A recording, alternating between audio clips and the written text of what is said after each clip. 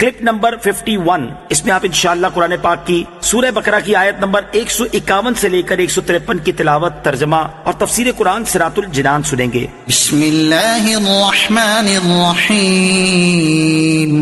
ترجمہ: اللہ کے نام سے شروع جو نہایت مہربان رحمت والا ہے۔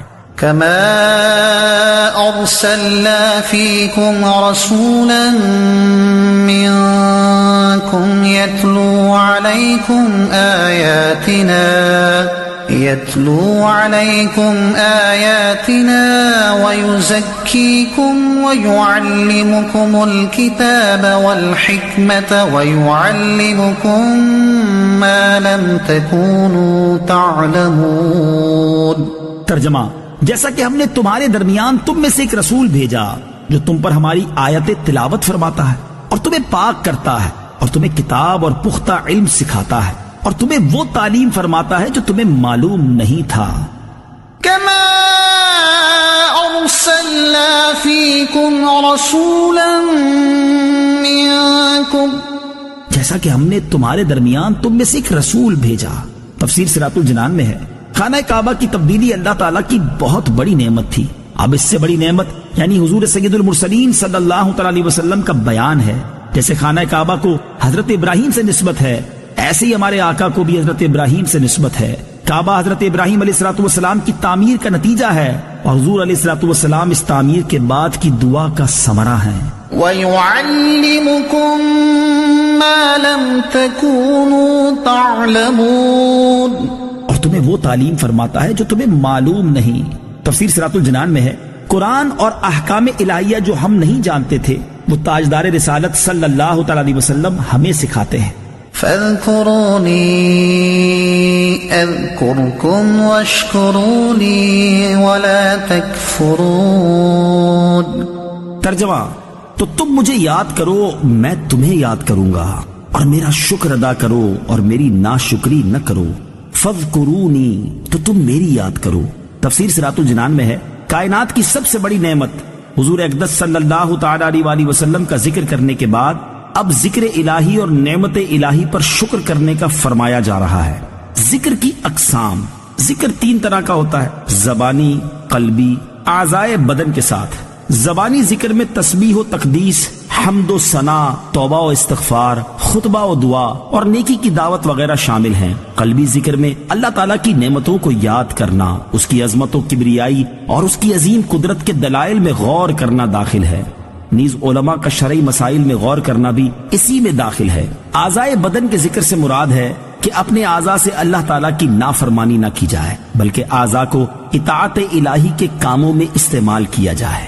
يا أيها الذين آمنوا استعينوا بالصبر والصلاة إن الله مع الصابرين۔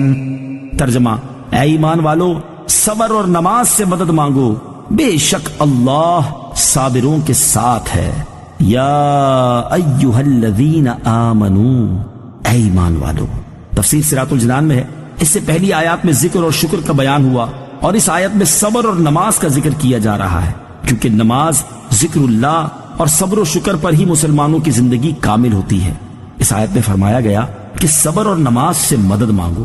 صبر سے مدد طلب کرنا یہ ہے کہ عبادات کی ادائیگی، گناہوں سے رکنے اور نفسانی خواہشات کو پورا نہ کرنے پر صبر کیا جائے، اور نماز چونکہ تمام عبادات کی اصل اور اہل ایمان کی معراج ہے اور صبر کرنے میں بہترین معاون ہے، اس لیے اس سے بھی مدد طلب کرنے کا حکم دیا گیا، اور ان دونوں کا بطور خاص اس لیے ذکر کیا گیا کہ بدن پر باطنی اعمال میں سب سے سخت صبر اور ظاہری اعمال میں سب سے مشکل نماز ہے۔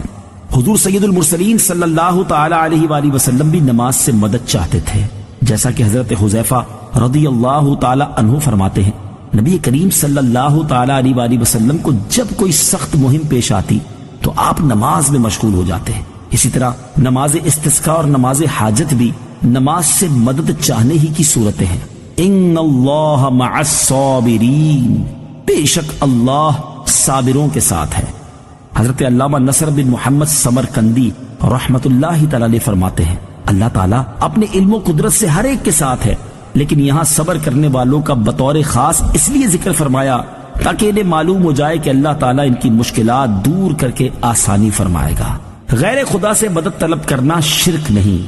اس آیت سے یہ بھی معلوم ہوا کہ غیر خدا سے مدد طلب کرنا شرک نہیں ہے۔ اعلیٰ حضرت امام احمد رضا خان رحمت اللہ تعالی فرماتے ہیں، خدا را انصاف، اگر یہ آیہ کریمہ ایاک نستعین میں مطلق استعانت کا ذات الہی میں حصر مقصود ہو تو کیا صرف انبیاء علیہ السلام ہی سے استعانت شرک ہوگی؟ کیا یہی غیر خدا ہے اور سب اشخاص و اشیاء وہابیہ کے نزدیک خدا ہے؟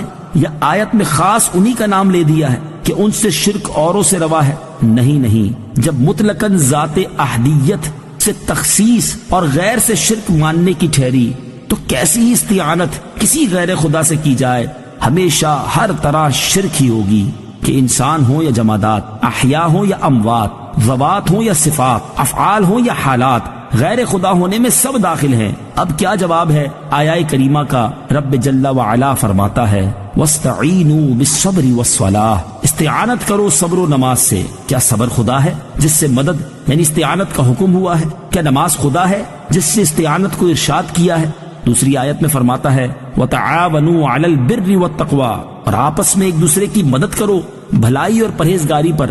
کیوں صاحب، اگر غیر خدا سے مدد لینی مطلقاً محال ہے تو اس حکم الہی کا حاصل کیا؟ اور اگر ممکن ہو تو جس سے مدد مل سکتی ہے اس سے مدد مانگنے میں کیا زہر گھل گیا؟ حدیثوں کی تو گنتی ہی نہیں، بکثرت احادیث میں صاف صاف حکم ہے کہ صبح کی عبادت سے استعانت کرو، شام کی عبادت سے استعانت کرو، کچھ رات رہے کہ عبادت سے استعانت کرو، علم کے لکھنے سے استعانت کرو، سحری کے کھانے سے استعانت کرو، دوپہر کے سونے سے استعانت و صدقے سے استعانت کرو، حاجت روائیوں میں حاجتیں چھپانے سے استعانت کرو۔